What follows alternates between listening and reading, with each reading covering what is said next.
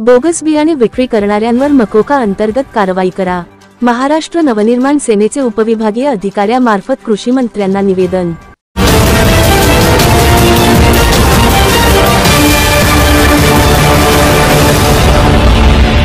यवतमाळ जिल्ह्यासह वणी तालुका हा शेतकरी आत्महत्येसाठी जगात कुप्रसिद्ध झाला आहे। याला कारणही तसेच आहे। सततची नापिकी, अस्मानी सुलतानी संकटांचा मारा यामुळे शेतकरी नेस्तनाबूत झाला आहे। अशातच भरीसभर म्हणून परराज्यातील बोगस व निकृष्ट दर्जाचे बियाणे जिल्ह्याच्या सीमावर्ती भागात मोठ्या प्रमाणात विक्री होत असल्याने शेतकऱ्यांची मोठ्या प्रमाणात आर्थिक लूट चालू आहे। हे बोगस बियाणे महाराष्ट्र राज्यात विकायची परवानगी नसताना सुद्धा बिनबोभाटपणे व खुलेआम विकल्या जात आहे।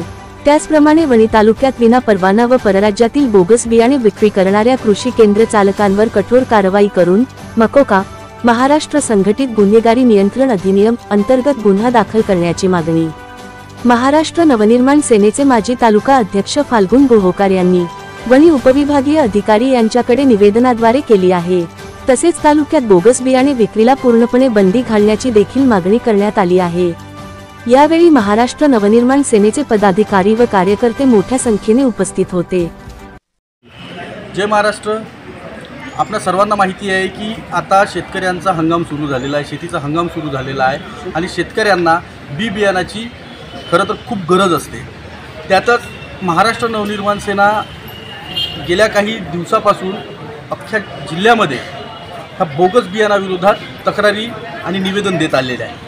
आणि आपल्या सर्वांना माहिती आहे की ताजं उदाहरण कालचं की मारेगाव तालुक्यामध्ये हे बोगस बियाणं तिथं विक्री केल्या जात होतं, त्याच्यावर काल कारवाई झाली। म्हणून आज परराज्यातील तसेच बोगस बियाणं शेतकऱ्यांच्या माथी मारणाऱ्या सर्व कृषी केंद्र चालकांवर कठोर अशी कारवाई मकोका अंतर्गत कारवाई करावी आणि यांचे लायसन रद्द करावे आणि त्याच्यातल्या त्यात हे जी विक्री होत आहे ही विक्री तात्काळ बंद करावी याकरिता आम्ही आज एसडीओ साहेबांना निवेदन दिलेलं आहे। हे निवेदन दिलं आहे आज। येथून 8 दिवसामध्ये जर यांच्यावर काही कारवाई झाली नाही तर महाराष्ट्र नवनिर्माण सेना या संपूर्ण बोगस बियाणे विकणाऱ्या कृषी केंद्रांवर स्वतःहून आम्ही कारवाई करायला लावू आणि यांच्यावर योग्य ती कारवाई करून महाराष्ट्र नवनिर्माण सेनेचा दणका दाखवल्याशिवाय राहणार नाही। जय महाराष्ट्र। बरं, मला भाऊ सांगा, हे बोगस बियाणं दरवर्षी आपल्याकडे येत राहते, तर हे कुठून कशी का संकलन असू शकते बा? यांचं जाळं खूप मोठं आहे। याच्यामध्ये विशेषतः आपल्या सर्वांनाही माहिती आहे की चांगले चांगले मोठे नेते म्हणा किंवा मग सत्ताधारी जे सत्तेवर आहेत ते ज्यांच्याकडे पद आहेत ते सुद्धा यांच्यामध्ये इन्व्हॉल्व आहे अशी आमची प्राथमिक अंदाज आहे।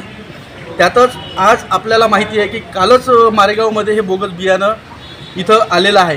बिना कुणाच्या परवानगीशिवाय इथं बाहेरचं बोगस बियाणं शेतकऱ्यांच्या माथी मारल्या जाऊ शकत नाही, हे आपणालाही माहिती आहे ना। आपल्या माध्यमातून मी सांगू इच्छितो की हे असं बोगस बियाणं शेतकऱ्यांच्या माथी मारण्याचा जर प्रयत्न करत असेल तर महाराष्ट्र नवनिर्माण सेना स्वस्थ बसणार नाही।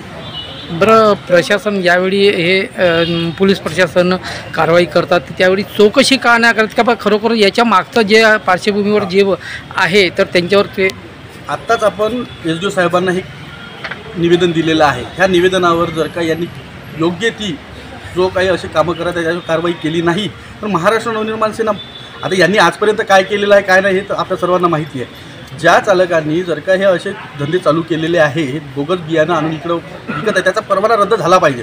परंतु असून आजपर्यंत असं होताना दिसलं नाही आहे। परंतु आता जर का असं आढळलं तर त्याचा परवाना आणि त्याला योग्य ती कठोर कारवाई केल्याशिवाय महाराष्ट्र नवनिर्माण सेना स्वस्थ बसणार नाही आहे। ठीक आहे।